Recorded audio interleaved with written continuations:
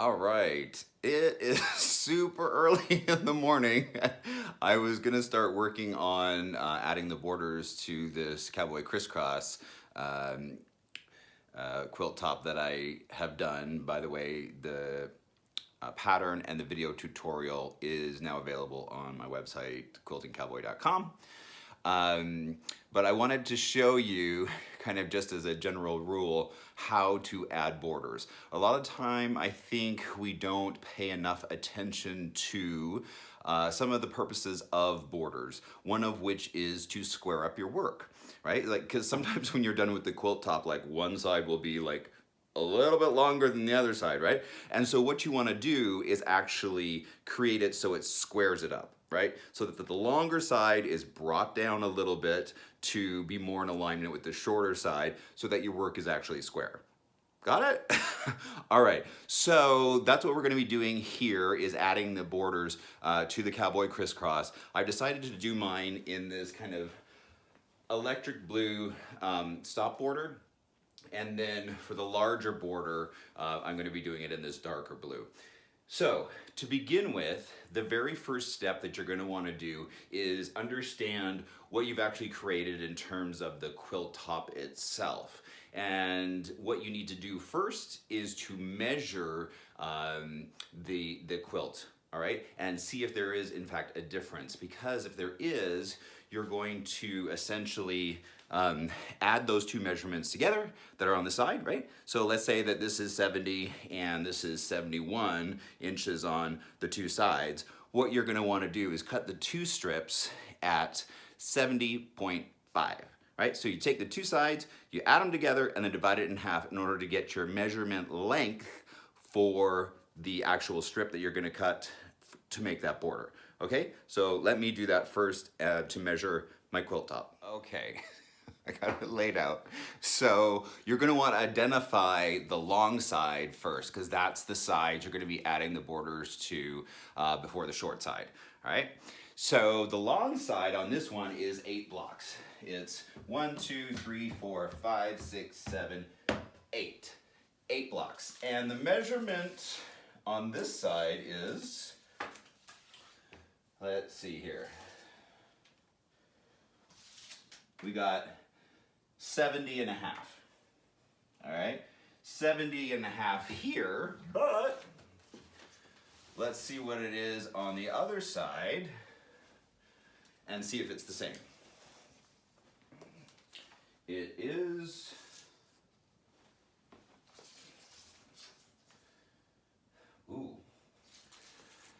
it's 70. So you can see there's a little bit of a difference there, and so what I want to do with the borders is essentially square it up. So I'm going to cut both of my strips at 70 and a quarter, right, halfway between the two measurements, in order to achieve that purpose. Okay, so I'm going to do that first with my stop border, and P.S. only focus on one border at a time, okay? So don't move into cutting your bigger border strips until you've done with the stop border or the smaller border first. All right, so I'm gonna cut those stop borders now for the sides only. Got it. So just a comment in general before we kind of move on about borders and kind of my approach to them. Often I really want to visually keep the eye focused on what's going on in the body of the quilt, right? And I'm not as concerned with the borders because I want them to be complementary. I don't want them to distract from what's actually going on with all the work that I've done in the middle, right? So my suggestion to you is always do a stop border, right? That's this little guy here that I did on this original Cowboy crisscross in gold. And the reason for that, you never use a fabric for the stop border that's actually in the work, okay? Unless, this is the caveat, unless that fabric is not ever touching the edge or where your stop border will be. Because visually it's it's not as clear. It's confusing when a fabric that's in the middle or the pieced work butts up against the stop border. If they're the same fabric, it doesn't give the same impression of the stop border, which visually stops the eye, right, from the pieced part into the borders. You don't want that visually confusing, right? And if they're the same fabric, they will be. It will not be as clear. So I always suggest, like on this one, while there's, you know, yellow and whatever, there's none of this gold actually in the pieced work. So that's why I chose this. It's complementary to this dark green that I chose for the original Cowboy crisscross. But again, the gold is found nowhere in the work, but it does complement it. So that's my first suggestion. And then for the larger border, I tend to use one of the fabrics that is in the pieced work, or again, is really complementary. But again, I don't want to have a busy border and a busy middle, like, you know, part of that is actually pieced. So I pick one or the other, right? If the center part is very cohesive and in the same kind of color palette, I may go with a busier border. What I also really love is when you do a stop border in a stripe. Okay, that's a really, really good way to use those striped fabrics is for the very small stop border. It's kind of fun, and then also you can sometimes pick it up in the binding. But I get off track. I mean, the sun's not even coming up, and I'm super excited about this. So let me show you what we're gonna do now. Again, this was the original one, so the borders are already on it. I'm gonna go back to the one I just created. I have my stop borders cut. The next thing I'm gonna do, now, sadly, I didn't have a long enough piece, right, for a single cut. I had to actually put two pieces together, right, in order to create a long enough piece for the stop border. Now, ironing this thing, make sure it is really ironed because you don't want any shrinkage of this when you wash it, right? So ironing it, all the steam and heat from the iron will pre-shrink it. And then what you want to do next is, now typically in quilting we will fold both sides over to, you know, one side when we're ironing. Not here, okay? Not here, and also not on the back, right? When you're putting those pieces together. You wanna make sure that you actually you iron the seam open, right? So two sides aren't going to one side, but rather you have a nice, as flat as possible, seam here that looks like this and not like that, right? Make sense? Okay, so I'm gonna iron it next. All right, ready to iron this guy open. Check it out, right? So here's this, we wanna iron these two sides open. I generally do a little bit of a finger press here first just to try and open that seam up as much as I can, right? And then hit it with iron and press those two sides open. All right, not something we do a lot of in quilting, but they do it in tailoring, and you should know how to do that just so that you don't have a lot of fabric to one side and none on the other. All right, so this stop border is pretty much ready to go. Look, nice, nice, nice. And so now I'm gonna cut it. What did I say it was?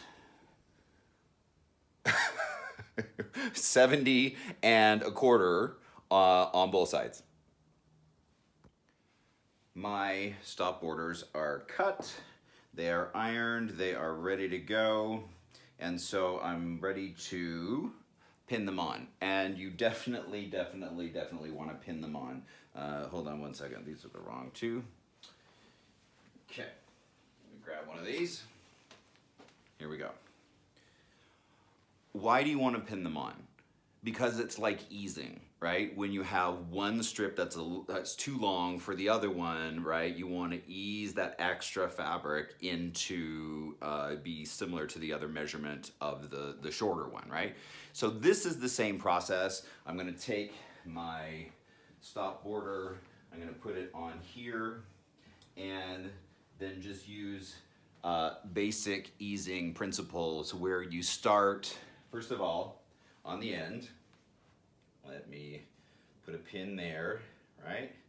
And then this one's gonna be pretty easy because the difference that I'm trying to, pull up is actually not that great of a distance, right? So pretty easy. I'll start on the ends, and then what do we do next, right? We find the middle.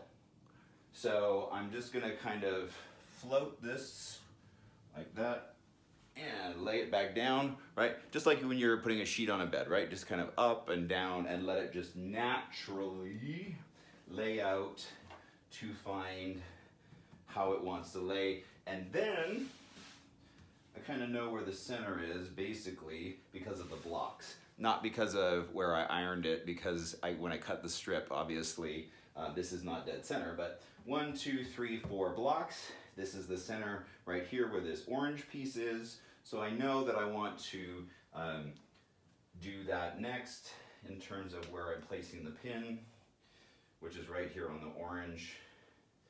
And then keep dividing in half, right? So then I'm gonna go over here. Let's just focus this a little over here. Hello. So I go here and I do the same thing, right? I just kind of pick it up and drop it, right? Pick it up and drop it, and see where it naturally wants to fall, and make sure that that is good. Stick a pin halfway through. I got 2 blocks on either side, so that's pinning it there, and then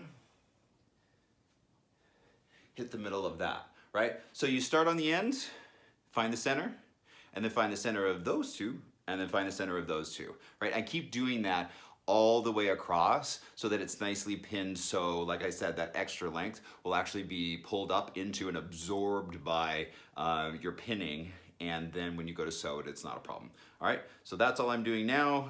Let me show you a bit of a close-up just to really explain it here. So my one pin is here, which is the halfway mark. My other pin is here on the end. When I pick it up, look, do you see how much more length there is in the quilt top than there is in the binding itself? So I just pick it up and then just naturally just let it drop, right? And it should kind of find its home, right? And then I know 1, 2 blocks, I'm gonna wanna pin this.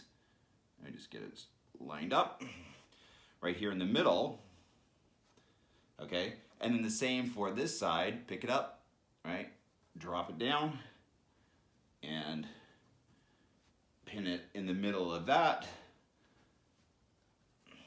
And then same over here, pick it up, drop it down, and find the center of that and pin that, right? I might go through and add just a few more pins on the halfway mark between each of those, but that hopefully clarifies exactly what I was doing.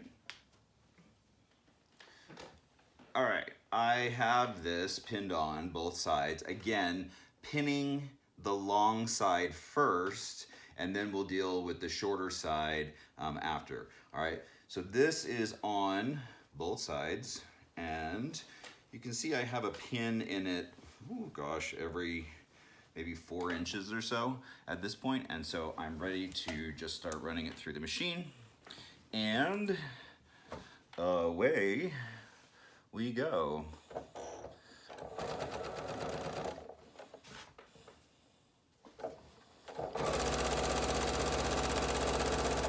One thing to be mindful of as you go through this is that while you're looking at this side, the underside where your blocks are may not all be the same length. And so you have to be super aware, because otherwise you will actually, like, your stop board will be way up here and you may actually miss sewing it into your blocks.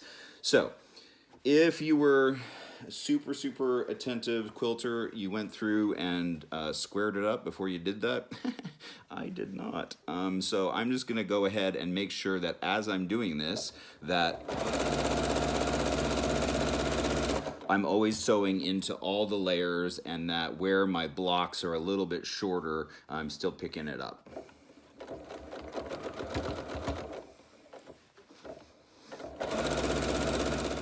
I have the stop borders on, and I'm about ready to iron them open, right? but they're still not ironed yet. Really important next step is to flip it over and double check that you got a 1/4 inch seam allowance on the block on the back where the blocks may be shorter or longer. All right, let's look at that next just to make sure that we don't end up with a hole, because like I said, if you're just paying attention to this side, right, and doing your 1/4 inch seam allowance, when you turn it over, if your blocks are shorter at some point, that can really be a problem. So we're gonna double check that first, and if there's any place where it's getting too scant, we're gonna go back through and sew it again so that we have a 1/4 inch seam allowance throughout the entire thing, regardless of how long your blocks are, all right? This is exactly what I'm talking about here. I was coming down here, I was trucking along, no problem, right? You can see I got a nice 1/4 inch, right, between the edge of the fabric and here. As I was going along, this block right here got kind of short on me.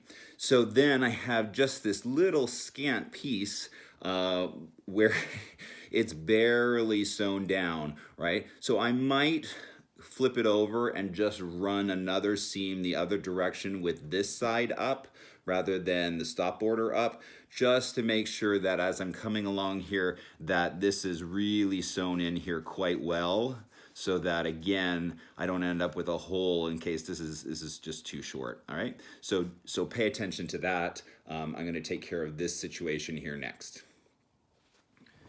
All right, like I said, going to take another pass at this time. Rather than having the stop border be on the top, I'm going to have the blocks be showing so that I can make sure that I'm digging down into those blocks where needed to make sure that it is really attached and I don't end up with a hole once I iron it open. All right?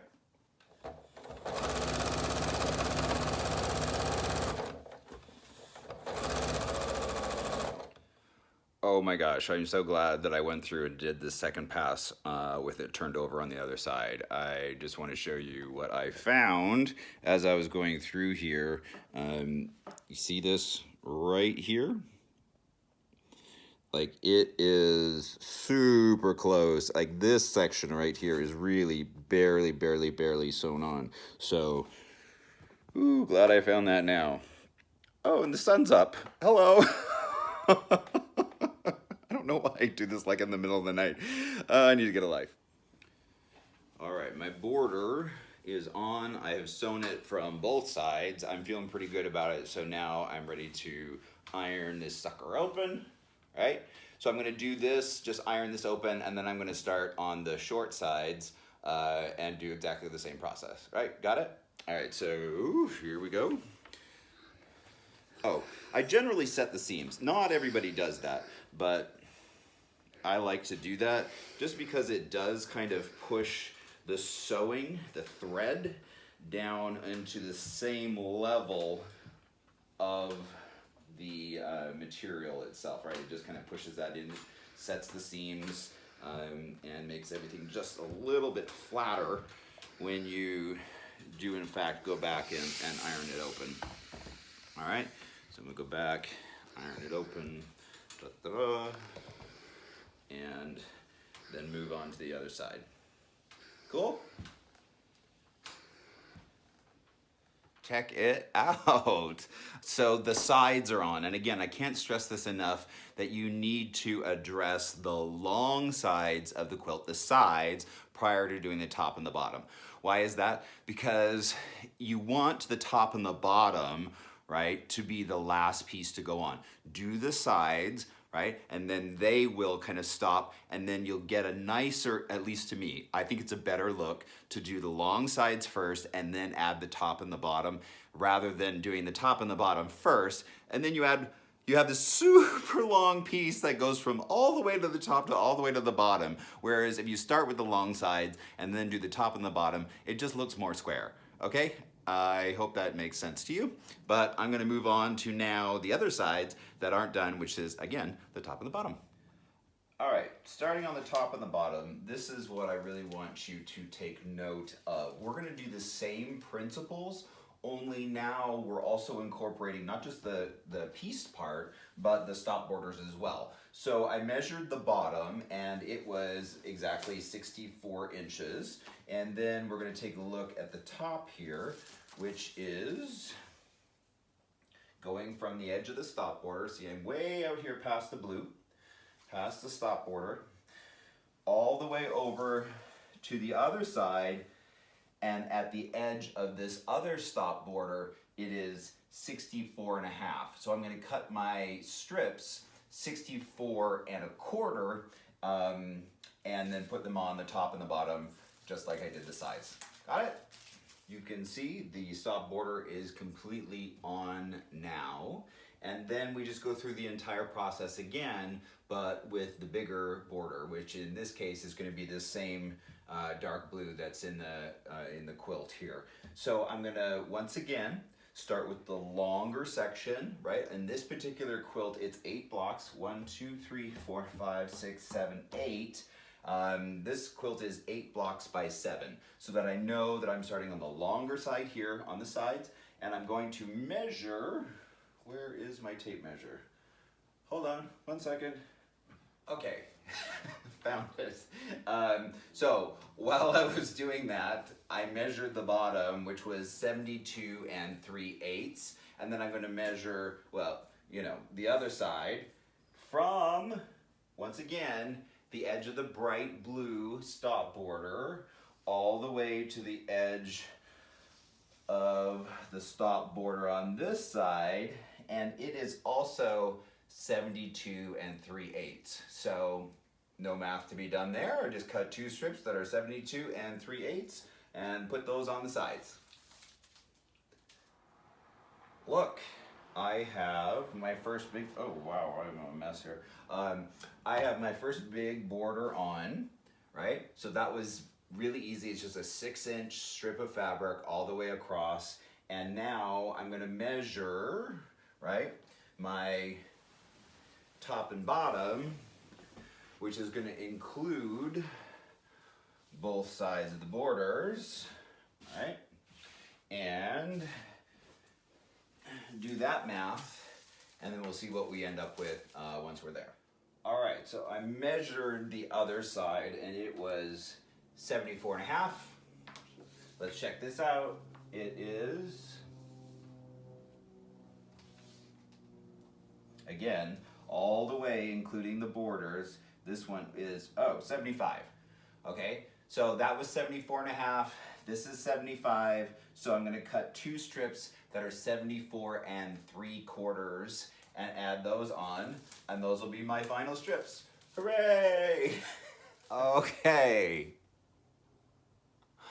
The borders are on. I know it's completely squared up because I did the borders the same length, both for the stop border and for the larger border. So wanted to show you what that looks like, but also try and add a photo of it if I can get it up on this wall and actually get far enough away from it to take a picture of it so you can see the full thing. But look, look, look. I'm pretty excited about it. And like I said, you know it's completely square because you did the borders all the same length, and I think it looks really great. I'm very pleased with the colors. Like I said, I'm using a stop border. While it's similar to this blue here, it's not actually the same color. It has a texture to it. I don't know if you can see it on the video or not, but it has a, you know, a mottled look to it that, whereas this is just a plain bright blue. Anyways, I hope that that was helpful, and thanks again for tuning in. Thanks for visiting Quilting Cowboy for this pattern, along with many others. All my patterns come with a video tutorial, so I will walk you through step by step in case you are feeling lost or don't know what to do next. All right?